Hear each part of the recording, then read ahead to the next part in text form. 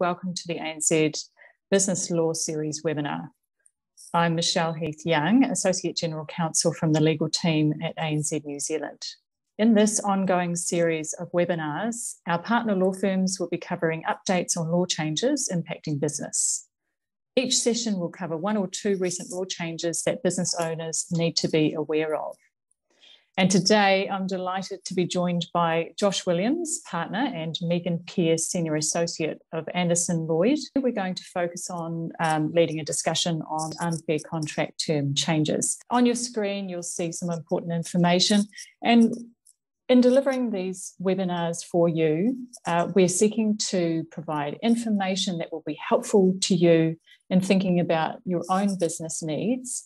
It's not intended to be advice in any way, and we hope that it will trigger for you, if you have a need within your business, to go and seek that advice from your professional advisors. And as such, we don't take any liability for the information that we provide here. So I'm just going to hand over to Josh now to look at changes to the Fair Trading Act and unfair contract terms and unconscionable conduct regime.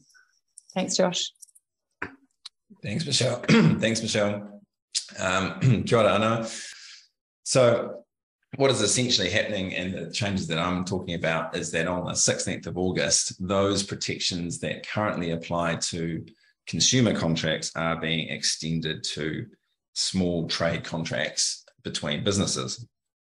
Now, this protection is actually already in place in Australia, and in typical fashion, we're following our Australian compatriots, and we're making this change across our side of the Tasman as well, so that we're extending the protections and the benefits that we give to our consumers to those people who are in trade but have small trade contracts. So I'm going to go through what that means. What is a small trade contract, because it's a specific definition.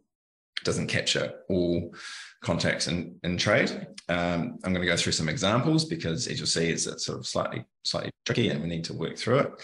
Then I'll go through what is an unfair contract term, and we'll again go through some examples, and so you can get a bit of context for that.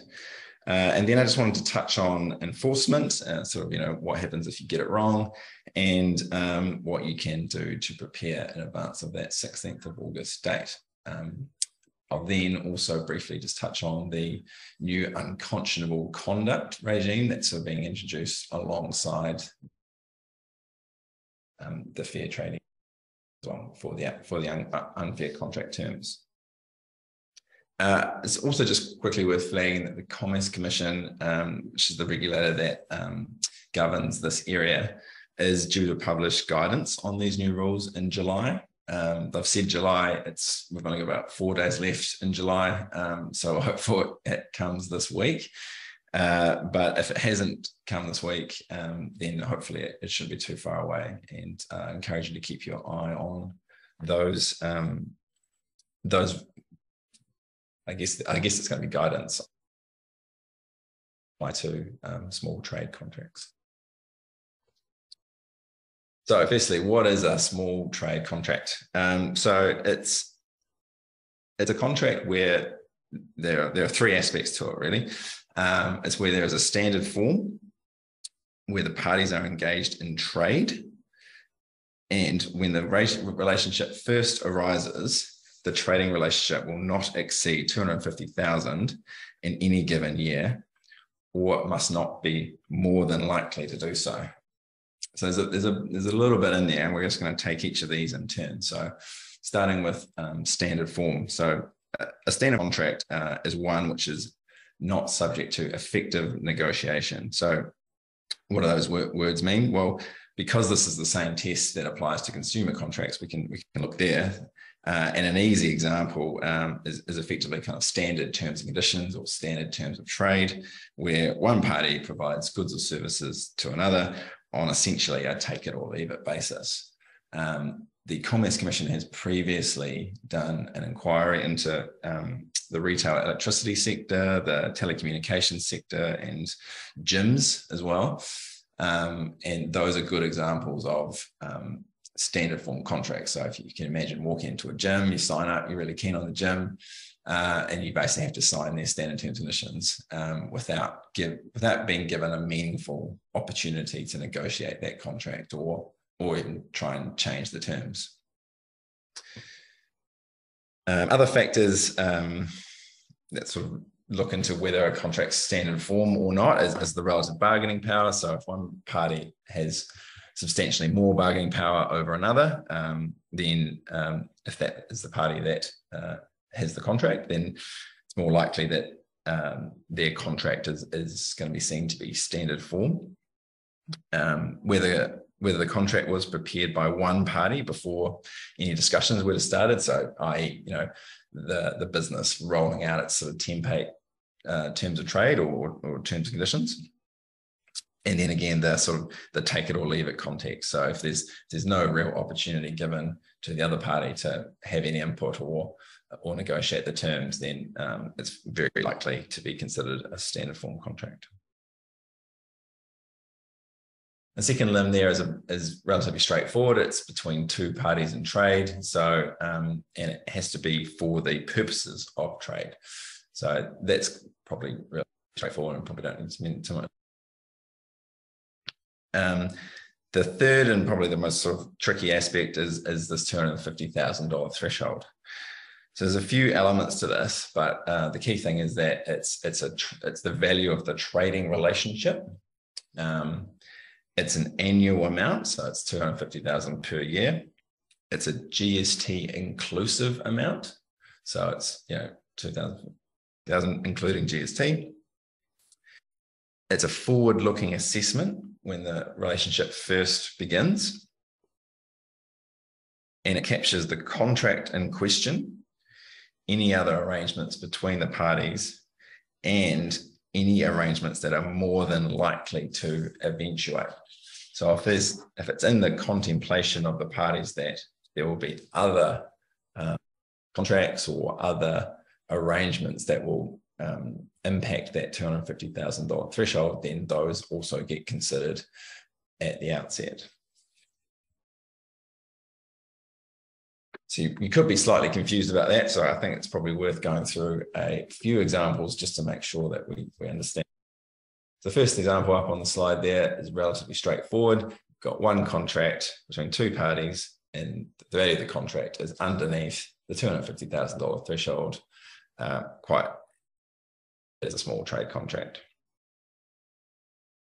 In the second example, if those same parties entered into a second contract for a different product or different service, and we'll say that it's $100,000 for the first one and $160,000 for the second one, then the entire trading relationship exceeds the $250,000 threshold, and neither contract is a small trade.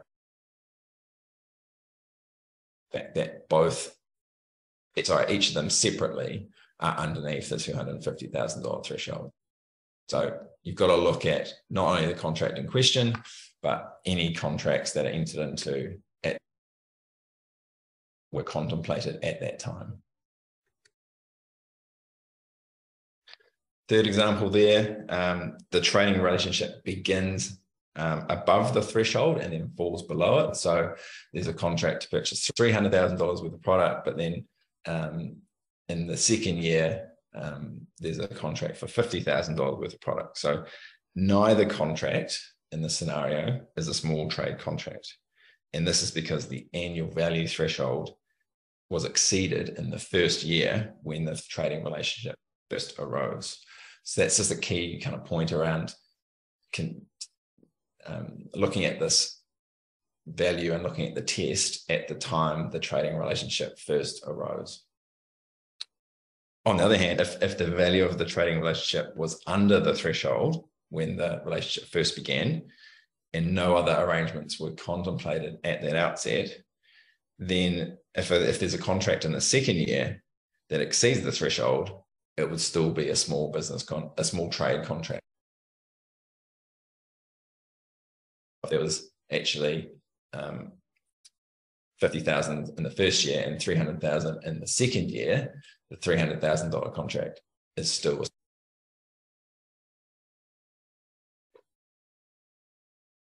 In the fourth example, under further value contemplated there on the slide, there is a contract that is under the threshold, but it is also contemplated that a second contract would be entered into in the second year, which again, because it's contemplated, it tips the annual value of the trading threshold above the 250,000.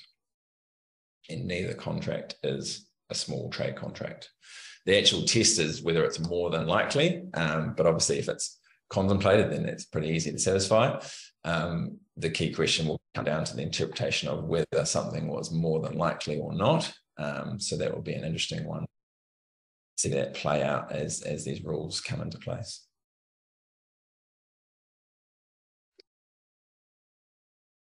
Next thing I want to cover off is when a contract term is actually unfair and you know, what terms should we be actually looking out for. As I said, we're still waiting for those guidelines to be published by the Commerce Commission, but the test is the same as for consumer contracts. So we do have some guidance there.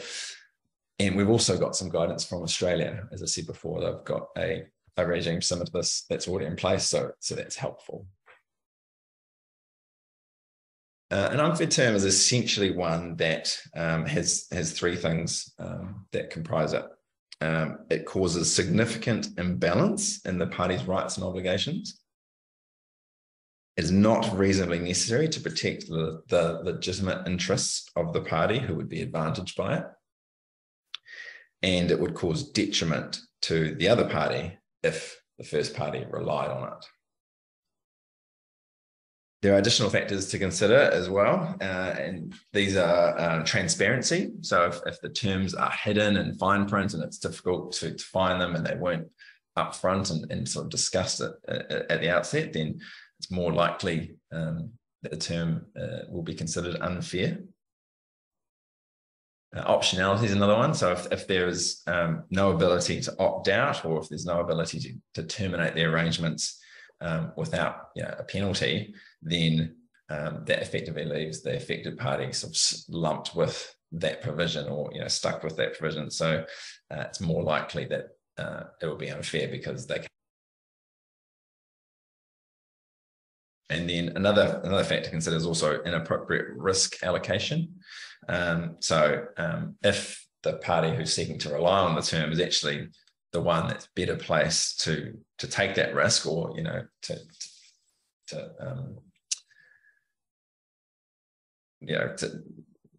term should be flipped to that party rather than the other one who should be burdened by it, then it would be hard to argue that it would be reasonably necessary to protect that party's legitimacy. There's a number of factors to sort of weigh up there. There are some obvious examples, some easy ones, which we can kind of go through. And up on the slide there is some examples of some terms that case law and the Commerce Commission have deemed to be unfair terms. And I guess the first one to cover off is sort of unreasonable indemnity. So, for example, if there's an indemnity in a contract for loss that one party has no ability to control, and in particular where the other party is actually better placed to take that risk, then there's a likelihood that term could be deemed to be unfair. In Australia, there's been a case it involved a bank where the bank actually required the other party to indemnify them for loss caused by the bank's own negligence. When you look at it in hindsight, but I think what it probably reflected was a practice of very broad, very wide-ranging indemnities for all sorts of loss. The bank's own negligence was probably just an example of that.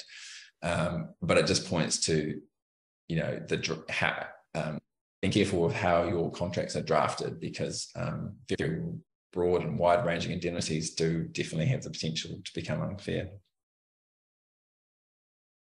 I've also listed there hair-trigger default clauses. So where sort of events of default or sort of termination rights can be triggered really easily for relatively minor errors and omissions. And I think the one point to be careful here is about misrepresentation and sort of the ability to terminate or get out of a contract because of some sort of misrepresentation that was provided by the other party. This is the common sort of default or termination right. But if the information or the impact of that misrepresentation was relatively minor or immaterial and didn't have an impact on the relationship, then it could lead to disproportionately severe consequences and potentially unfair. So the lesson there is sort of linking, the misrepresentation or the provision that gives right to the default to material, and sort of just being a bit more careful with how.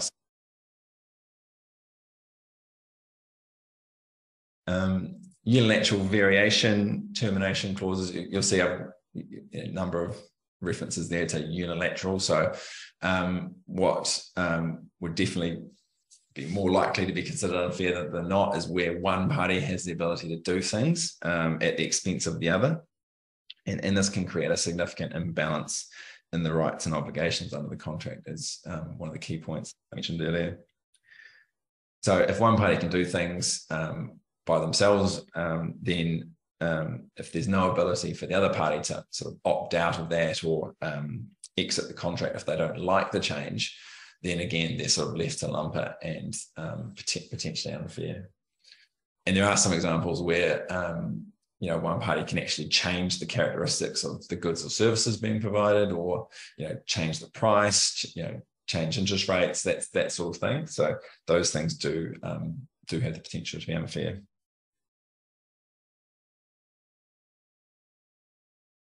Terms that limit or avoid liability. So a good example of that is the classic lawyer's entire agreement clause, where basically it's a sort of provision I always love to put in. It sort of says that this contract supersedes all previous arrangements and understandings, and what's written down is the entire agreement between the parties. So what that can potentially do is exclude any representations that have been made, and people, rightly may have entered into that contract in reliance on those representations.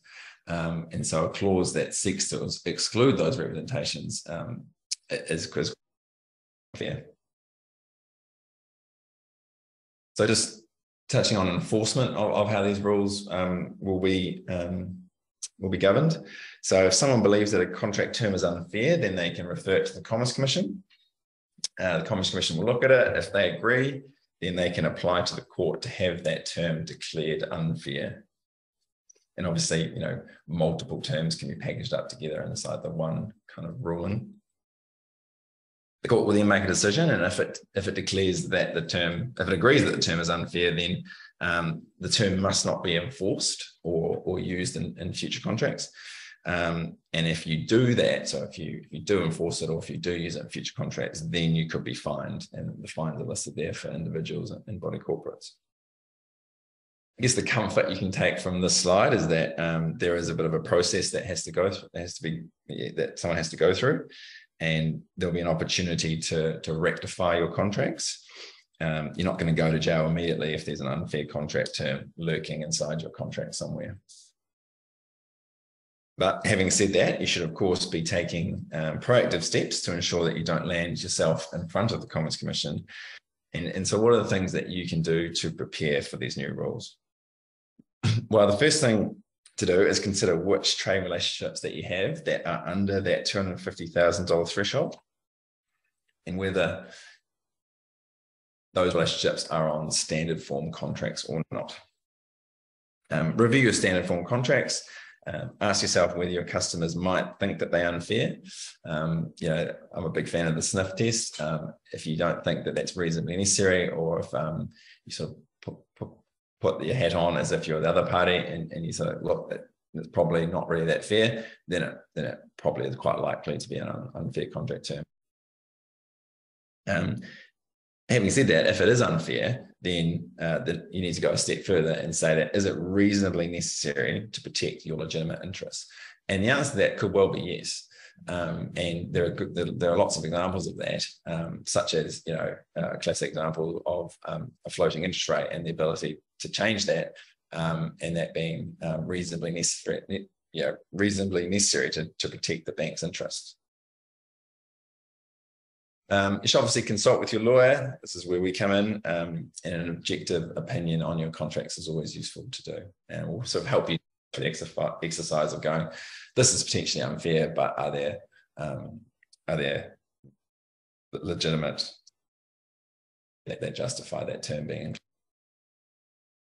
Lastly, review Commerce Commission guidance when it's released. Hopefully it's out by the end of the week, but we'll keep an eye on it.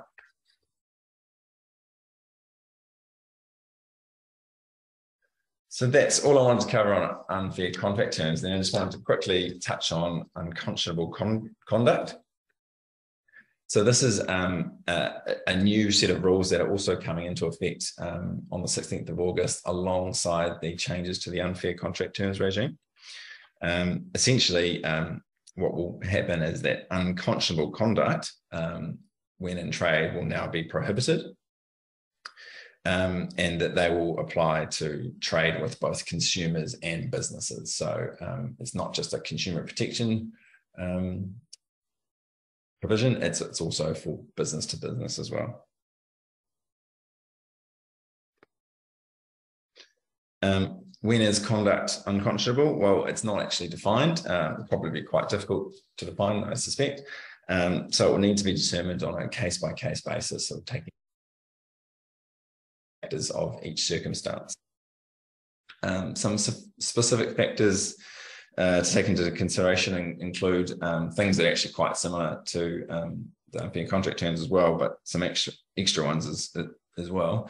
So relative bargaining power, to what extent was the conduct in question due to the fact that one party had more bargaining power over the other, whether actions were taken in good faith, or whether there was some element of malice, or party trying to get the upper hand, whether unfair pressure or influence was applied. Was the conduct applied with an intention to sort of influence the decision? And then also the ability of the affected party to understand the documents and to protect their own interests. So that's actually quite an interesting one, because it's sort of going beyond a business just saying, well, if you accepted the contract, you accepted it. So it goes further, and potentially need to look into whether the person they're contracting with actually understood what they were doing. I guess it's probably just important to note in that context that each one of those sort of factors or other factors can lead to unconscionable conduct on its own, but more than likely it's probably going to be a pattern of sort of behaviour that's going to lead to unconscionable conduct. So I don't want to sort of scare you into the fact that, if a party doesn't understand the documents, then that's potentially unconscionable conduct. It'll probably be one element to consider as sort of a range of factors. Enforcement process for unconscionable conduct is relatively similar to the unfair contract terms regime, where you first go to the Commerce Commission, who then goes to court, and then the court will decide whether has been unconscionable or not. Fines are similar as well. So, yeah. And that's all I wanted to cover. So, Michelle, I think we could probably open it up for a few questions. Wonderful. Thank you, Josh. We have had some questions come through. So, one question that has come through, obviously some businesses might be franchisees or franchisors, and how does the unfair contract terms regime, and potentially, I guess, the unconscionable conduct regime, affect those arrangements for franchisees? Yeah, that's a good question. I guess taking the franchise or franchisee arrangements, the key thing will probably be whether it's a standard form contract. I would suspect there might be a bit of argument there, because on some respects you could say that franchise agreements are sort of take it or leave it, or there's not much opportunity to have that effective negotiation. But also in some respects, there is opportunities to negotiate those contracts, and legal advice is given and is often required. So I think that'll be the key factor that comes down to that, determining whether it's a standard form contract. And then you sort of I guess, look at the other factor, which is the trading relationship. At the outset, you sort of do that assessment, and is the franchise arrangements going to exceed the $250,000 any given year? And if it does, then it's not a small trade contract. But if it doesn't, then that's when you're in that sort of, and then you want to be looking at whether it's unfair or not. Thanks, Josh. That's really helpful. Now, we have had a question about how the unfair contract terms regime works in with other legislation. So we understand you might not know the answer to this question, but the example given was the Construction Contracts Act. Are you aware of any interplay there and how you might navigate the two? Yeah, it's a really good question. I actually was sort of thinking about that same piece of legislation and the construction industry as well myself. And I think it comes down to that assessment. Is it a standard form contract? Has there been an opportunity to have effective negotiation?